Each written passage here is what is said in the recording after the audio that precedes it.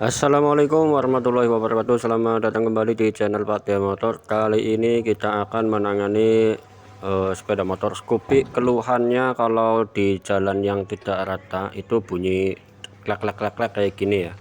Ini itu disebabkan karena pada bagian standar duanya ya ataupun standar tengahnya itu mengalami kemacetan.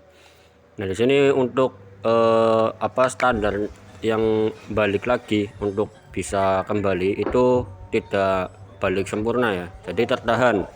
Nah, di bagian sini kita lakukan proses untuk memperbaiki agar tidak bunyi klak-klak lagi seperti yang sebelumnya ya. Oke, ini kita siapkan ban bekas ya, ban bekas dari sepeda motor Scoopy yang ring 12 ya, yang besar, biar tumpuannya itu lebih bagus karena bannya itu begitu tebal ya. Oke, kita tidurin saja ya motornya kayak gini, nggak apa-apa ya, yang penting ada bannya dan kondisi pada bagian ini itu aman ya, jadi tidak akan merusak yang namanya bodi ya, ataupun bodinya itu nggak bakalan pecah karena kita nuruninnya juga hati-hati ya. Oke, setelah dilakukan peniduran pada motor ya, motornya itu sudah ditidurin, kita lanjut siapkan gerenda. Nah, untuk gerendanya itu pakai gerenda potong. Di sini nanti kita lakukan proses pemotongan yang ada di bagian pipa yang terhubung dengan as standar tengah ataupun standar duanya ya. Ini nanti pipanya itu kita potong terlebih dahulu ya, agar mudah untuk mengeluarkan sisa kotoran ataupun karat yang terjadi di bagian dalam pipa standar tengahnya. Nah, setelah itu kita siapkan juga pengaman. Nah, kita gunakan helm ya, karena ini sangat berbahaya ya kalau misalkan kita gerenda-gerenda nggak pakai pengaman seperti helm ataupun kacamata. Nanti yang harusnya pengerjaannya itu hanya memakan uang 35.000, itu nanti malah bisa buat berobat mata, itu bahaya ya. Kalau buat berobat mata ya nanti malah lebih mahal lagi ya, ke dokter itu bisa lebih dari 100.000. Jadi kita gunakan keamanan yang maksimal, yaitu dengan menggunakan helm. Kayak kita ganti mata gerendanya ya, ini menggunakan mata potong. Ini pakai yang paling kecil ya, agar lebih irit. Jadi kita juga punya untung ya, karena menggunakan bekas gerenda dari orang lain ya, jadi kan bisa lebihnya itu buat ngopi-ngopi lah ya. Oke, jangan lupa untuk sambungkan steker listriknya ya, kita sambungkan. Helm pengamannya, kacanya itu dipakai agar tidak menimbulkan kerusakan pada tubuh kita ya, akibat percikan dari bagian gerenda potong. Oke, kita kerjakan ya. Di sini kita potong dulu pada bagian pipa standar tengah ataupun pipa standar duanya. Ini macetnya itu di bagian sini ya kawan-kawan. Jadi kalau misalkan kalian mengalami standar tengah itu macet ya, silakan saja datang ke bengkel ya, ataupun ke tukang las. Nah, kalau ke tukang las itu biasanya dipotong menggunakan las karbit ya. Tapi kalau di bengkel seperti ini itu biasanya menggunakan gerenda seperti ini. Nah, nanti untuk hasil bekas pemotongannya itu nanti ditutup lagi ya, agar kotoran dari luar itu tidak mudah masuk lagi. Nah, kenapa dilakukan proses pemotongan ini jauh lebih aman ya dibandingkan dengan menggunakan sistem getok-getok ya. Nanti itu akan memecahkan pada bagian crankcase. Karena sudah pernah terjadi ya, dulu itu ada orang datang ke bengkel itu mengeluh ya, mengeluhnya standar tengahnya itu dulunya macet, terus dia getok-getok sendiri ya.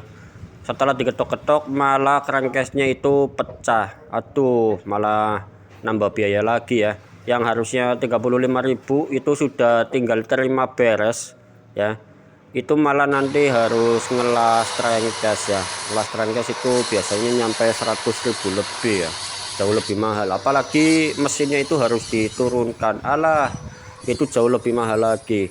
Jadi kalian bisa datang ke ini ya, Pak D Motor saja. Ini saya bisa melakukan pengerjaan semacam ini ya, sangat murah sekali, 35.000 itu sudah terima beres ya. Kalau misalkan terlalu sulit ya bisa sampai 50.000 ya. Ini kalau masih agak gampang ya 35.000 ya. Sambil setelah dipotong ya, ini kan udah dipotong ya, buat jalur kotorannya itu biar keluar. Ini di standarnya itu digerak-gerakin kayak gini ya tadi ya.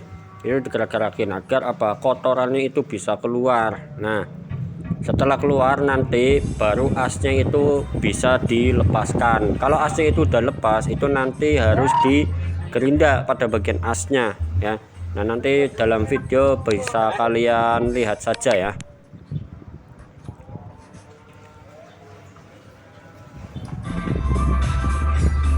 Oke, untuk kalian jangan lupa untuk ngopi dulu ya. Siapkan kopi terlebih dahulu ketika kalian melihat video ini ya. Kita atuh hati-hati ya, ini untuk mencongkel pada bagian apa pegas ya, per. Nah, ini per standar setengah. Nah, ini pernya itu harus dilepas, hati-hati jangan sampai nanti nyolok ke mata ya, hati-hati ya. Oke, setelah pernya itu dilepas, lanjut yang ada di bagian samping kanan. Nah, di samping kanan itu ada ring ya sama penguncinya, bentuknya itu kayak kawat ya.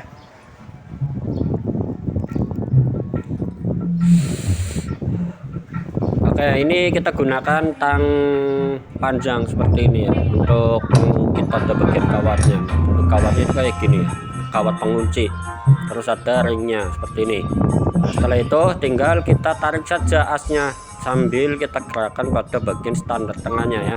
Kita gerakkan kayak gini. Nah, sampai dia itu terlepas. Nah, kan mudah kan, tadinya itu agak keras karena kotorannya itu sudah keluar ya, jadi lebih mudah ya untuk dilepaskan. Nah, dapat kita lihat itu ada bekas karat yang ada di bagian dalam ya. Nah, ini hasil potongannya. Nah, ini nanti kita lakukan pengelasan, ditutup ya menggunakan las listrik, jadi biar rapat lagi, nanti kotorannya itu enggak bakalan masuk lagi ya. Kita lakukan proses penggerindaan pada bagian asnya. Kita gerinda dulu ini asnya. Kenapa kok asnya itu digerinda, Bang? Ya karena di sini kalau misalkan nggak digerinda nanti antara as sama pipa itu kan terlalu seret ya, ataupun presisi ya, terlalu presisi ataupun sepan. Jadi nanti malahan kotoran itu nggak bakalan bisa keluar. Ya kalau misalkan di sini kita kasih jalur untuk kotoran itu bisa keluar, ataupun kita kasih jarak beberapa mili antara diameter as sama diameter pipa itu tidak terlalu rapat, itu nanti bisa lebih aman. Nah, kedepannya ya, jadi nggak bakalan yang namanya macet-macet lagi. Makanya di sini itu asnya itu kita gerinda seperti ini ya, kita pipihkan ataupun kita kasih apa ya, kayak semacam jarak antara pipa sama asnya itu biar tidak terlalu rapat, nanti malahan bikin ngancing lagi ya, ataupun bikin macet lagi. Oke, karena ini panas saya gunakan tang ya. Ini karena tangan saya bukan tangan limbat, jadi nggak kuat nahan panas kayak gini. Kita gerenda lagi, lanjut lagi untuk pengerendaan. Nah, untuk pengerendaan ini itu jangan terlalu banyak-banyak ya, tipisan saja lah.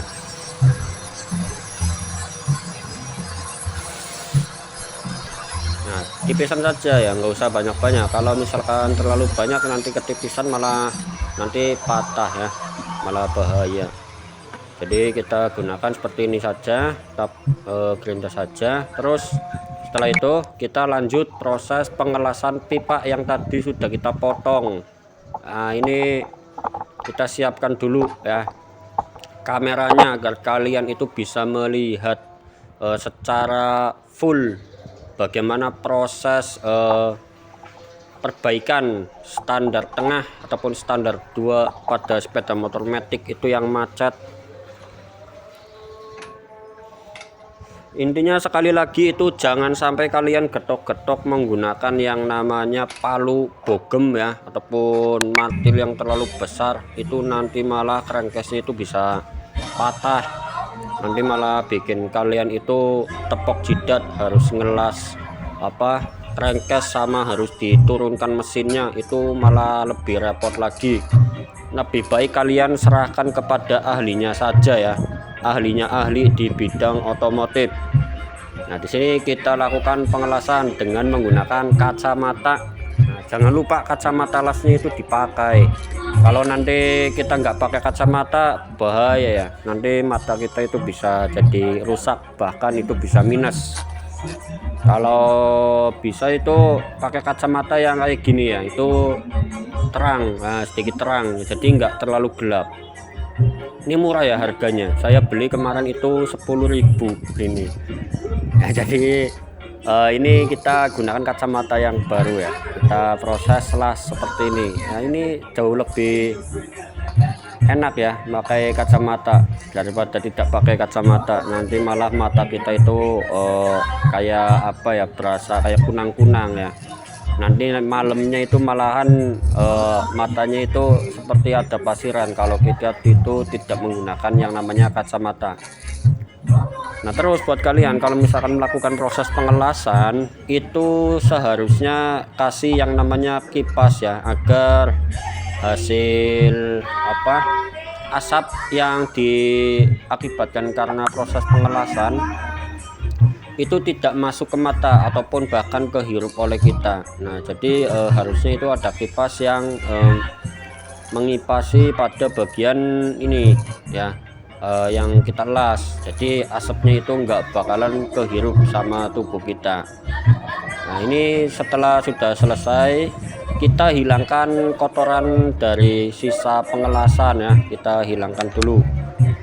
Nah, ini kita ketok-ketok kayak gini ya, nanti tainya itu bisa terlepas seperti ini ya. Ini kalau hasil pengelasan itu yang bagus. Nah, jangan lupa untuk kita cek pada bagian pipa yang ada di tengah, jangan sampai ada hasil pengelasan yang masuk, nanti malah asnya itu nggak bakalan bisa masuk, malah repot ya.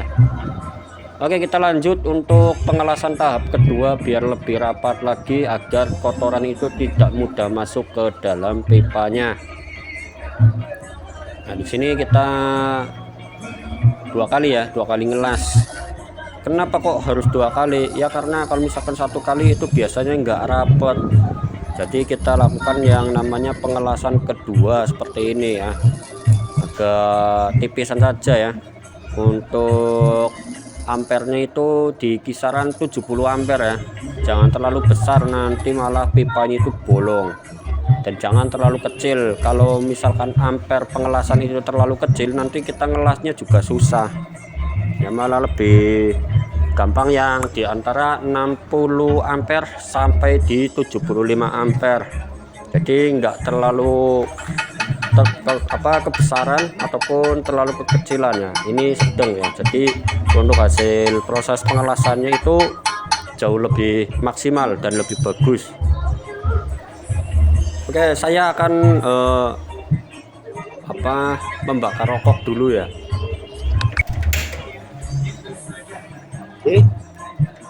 Oh lol, jangan lupa yang lagi nonton minum dulu ya kopinya ya, jangan lupa. Ini nanti kalau misalkan lupa malah bahaya ya, diminum dulu kopinya. Nih kita lanjut proses pemasangannya. Untuk proses pemasangannya kita harus lumasi dulu ya dengan menggunakan grease. Nah, kalau kalian nggak tahu grease, ini yang namanya paslim ya, ataupun orang Jawa bilang itu gemuk. Nah, ini kita kasih grease dulu. Nah, kita juga geserkan ke bagian dalam seperti ini agar grease-nya itu bisa rata sampai ke dalam-dalam. Nah, nanti kalau misalkan sudah masuk ke dalam itu jauh lebih enteng ya. Jadi nanti kita kalau misalkan mau melakukan proses standar tengah itu enteng sekali ya, nggak terlalu ngeden ataupun nggak terlalu menekan. Nah, ini tinggal kita pasangkan saja ya, tinggal kita pasang setelah dilakukan proses pelumasan. Nah, dengan kondisi yang seperti ini Apakah 35.000 itu terlalu murah atau terlalu mahal? Silahkan kalian komentar saja di sini ya. Ini pengerjaannya itu sangatlah banyak, tapi kebanyakan umum bengkel itu biasanya ngasih harga kisaran itu nyampe 50.000 60.000 ya. Jadi untuk ongkos ataupun jasanya itu masing-masing bengkel ya. Nah, karena saya tinggalnya itu di pedalaman desa ya, saya kasih harga yang lebih murah ya, agar bisa berkompetisi sesama bengkel. Jadi kita juga punya rasa kasihan sama yang punya kendaraan ya, karena misalkan terlalu mahal juga kasihan juga ya sama yang punya kendaraannya. Nah, karena di sini 35.000 menurut saya itu cukup untuk pengelasan dan pelepasannya, terus sama perbaikannya. Ini saya anggap harga segitu itu udah sangat murah ya, karena kita lakukan yang namanya penggerendaan sama pengelasan. Nah, terus jasanya juga ya, jasanya itu jangan lupa dihitung. Oke, setelah dilakukan pemasangan asnya sama ring penguncinya tadi udah terpasang, kita lakukan proses pemasangan ini pernya ya. Pernya itu jangan lupa kita pasangkan. Caranya itu seperti ini ya, sangat mudah sekali. Celok. Nah, udah terpasang ya, udah jadi. Nah, di sini baliknya itu full ya langsung. Oke ya, tinggal kita berdirikan saja pada sepeda motornya ini karena sudah selesai ya. Tinggal nanti kita mendapatkan bayaran dari hasil setelah kita melakukan pengerjaan. Nah, karena ban ini sangatlah penting, ini ban saya simpen ya, jadi nggak bakalan tak kasihkan ke orang. Dapat kita lihat aman ya, untuk bodi-bodinya juga aman, standar tengahnya juga sudah aman.